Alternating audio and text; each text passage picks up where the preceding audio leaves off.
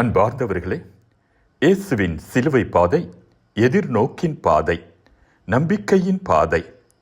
இயேசுவின் சிலுவை பாதை காட்சிகள் நம்மில் ஒரு சிலருக்கு ஆச்சரியத்தை தரலாம், ஒரு சிலருக்கு குற்ற உணர்வையும் தரலாம்.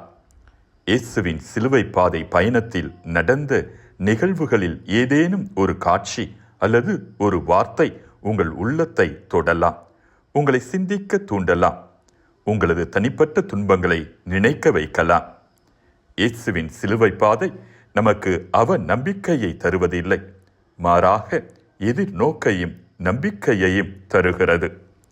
நமது வாழ்க்கையை எப்படி வாழ்கிறோம் என்று சிந்தித்து பார்க்க இந்த சிலுவை பாதை நமக்கு அழைப்பு தருகிறது.